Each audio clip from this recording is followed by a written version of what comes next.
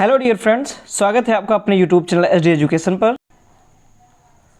और हम आज बात करेंगे यूपीपी स्पेशल स्टैटिक जीके के बारे में, जो कि यूपीपी की परीक्षा होने वाली है उसके लिए बहुत ही इंपॉर्टेंट ये प्रैक्टिस सेट है। बहुत ही इंपॉर्टेंट क्वेश्चन है ये। आने वाली जो यूपीपी का री एग्जाम है उसमें यहाँ से क्वेश्चन पूछे जाने की पूरी संभावना है।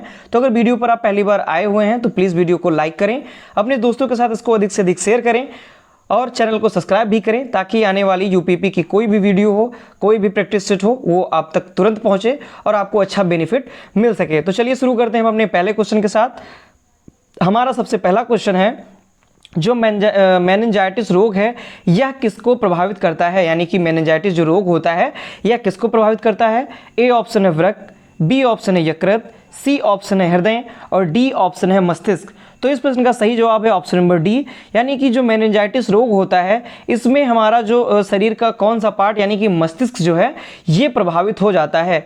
मस्तिष्क के बारे में बात करें तो मस्तिष्क का जो वजन होता है ये लगभग 1350 ग्राम से लेकर के 1400 ग्राम तक का मस्तिष्क का वजन होता है। और मस्तिष्क जो होता है इसके 3 भाग होते हैं, पहला अग्र मस्तिष्क, दूसरा पश्च मस्तिष्क और तीसरा मध्य मस्तिष्क, इसके ये पार्ट होते हैं। चलिए बढ़ते हैं नेक्स्ट क्वेश्चन की तरफ। हमारा अगला क्वेश्चन है, सौर सेल को बनाने में किस तत्व का प्रयोग होता है, यानी कि जो सौर सेल होती है, जो सोलर एनर्जी के द्वारा सौर सेल जो बनाई जाती है इसमें किस तत्व का प्रयोग किया जाता है। ए ऑप्शन है मैग्नीशियम, बी ऑप्शन है सोडियम, सी ऑप्शन है कैल्शियम और डी ऑप्शन है सिलिकॉन। तो इस प्रश्न का सही जवाब है ऑप्शन नंबर डी, यानी कि सौर सेल को बनाने के लिए सिलिकॉन का यूज किया जाता है, यानी कि SI का यूज किया जाता है। इसका प्रतीक होता है सिलिकॉन।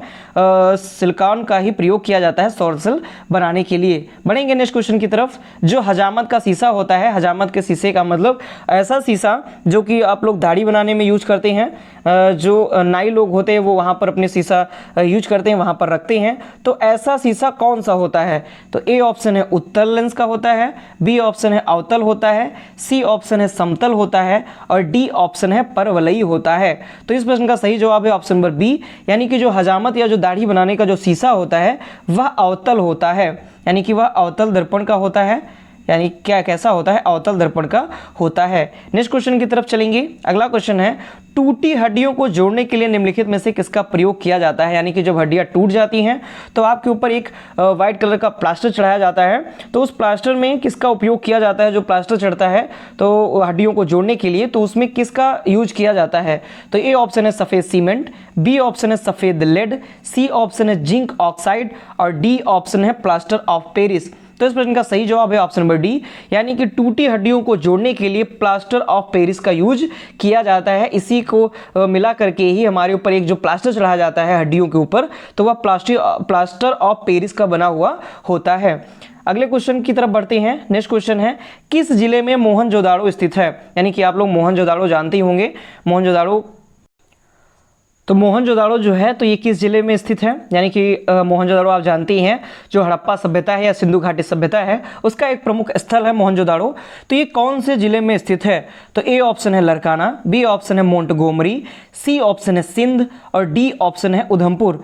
तो इस प्रश्न का सही जवाब है ऑप्शन नंबर ए, यानी कि जो मोहनजोदाड़ो है ये लरकाना जिले में स्थित है, जो कि सिंधु घाटी सभ्यता का एक बहुत ही चर्चित स्थल है। अगर बात करिए सिंधु घाटी सभ्यता की, तो सिंधु घाटी सभ्यता का जो इसकी जो समय सीमा है वह लगभग 2600 से 1800 ईसा पूर्व तक मानी जाती है। कितनी मानी जाती है, 2600 से 1800 ईसा पूर्व तक यह मानी जाती है।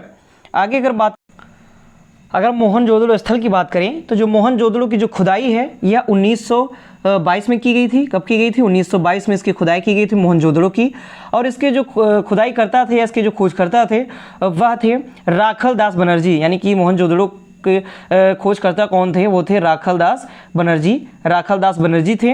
और यह पाकिस्तान के सिंध प्रांत के लरकाना जिले में स्थित है, यानी कि प्रांत कौन सा है सिंध और जिला कौन सा है लरकाना। तो यह सिंध प्रांत के लरकाना जिले में स्थित है और सिंधु नदी के तट पर यह स्थित है। मोहनजोदड़ो का जो अर्थ होता है, मोहनजोदड़ो के नाम का जो अर्थ होता है वह होता है मृतकों का टीला। और अगर हम बात करें मोहनजोदड़ो से कौन कौन सी वस्तुएं हमको मिली, कौन कौन सी वस्तुएं प्राप्त हुई मोहनजोदड़ो से, तो यहाँ से विशाल स्नानागार, यहाँ से क्या मिला, विशाल स्नानागार मिला। अन्नागार मिला, यानी कि जो अन्न रखने का स्थान था अन्नागार यहाँ से मिला, विशाल अन्नागार मिला। सूती वस्त्र यहाँ से मिले, सभागार और कांसे की जो बनी नर्तकी की मूर्ति है वह भी हमको मोहनजोदड़ो से ही प्राप्त होती है।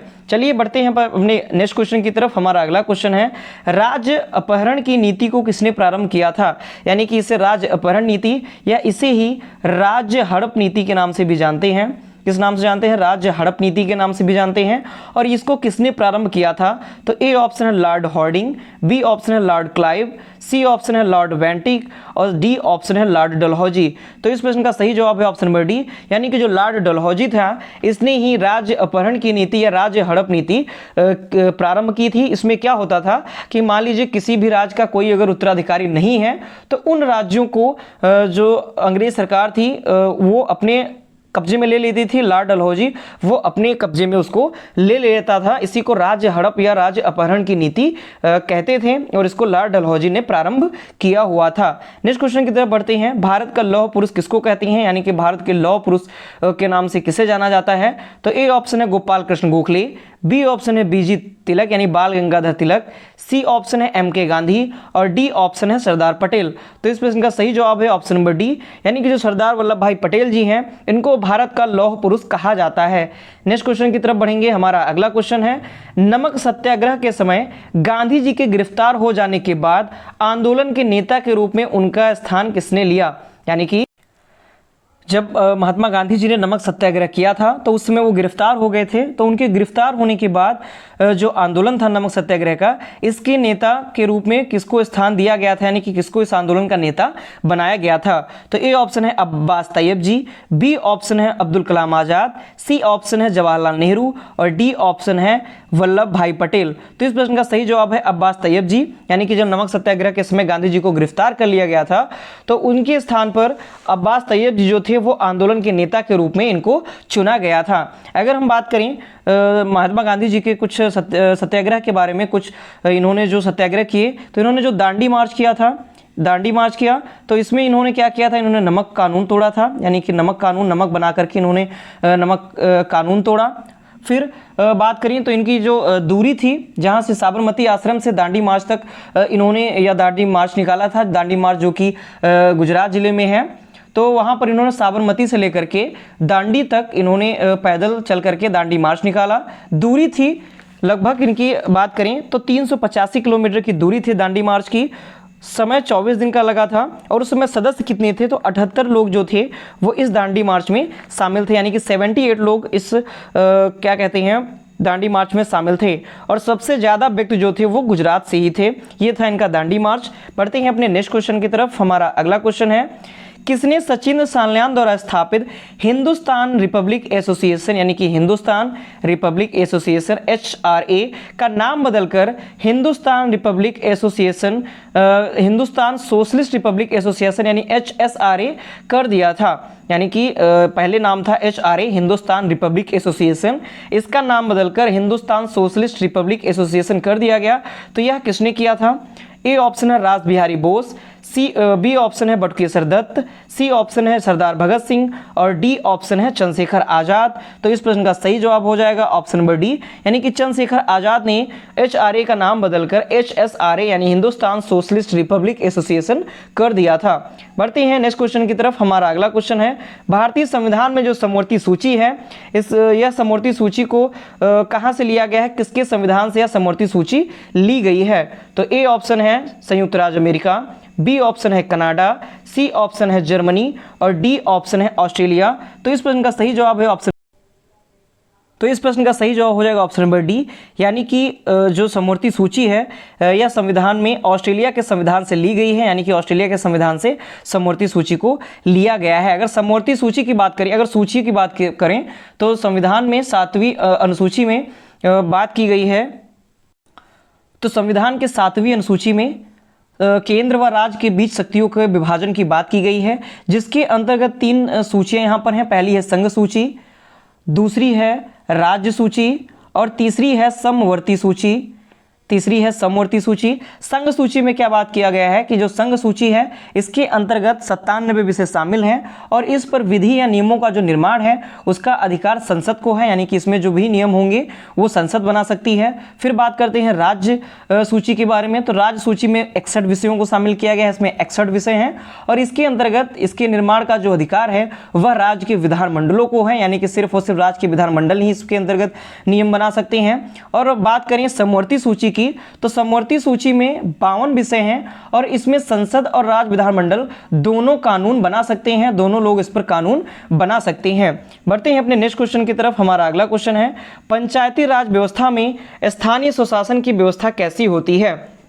यानी कि जो पंचायती राज व्यवस्था है इसके अंतर्गत जो स्थानीय स्वशासन है इसमें जो व्यवस्था होती है वो कैसी होती है?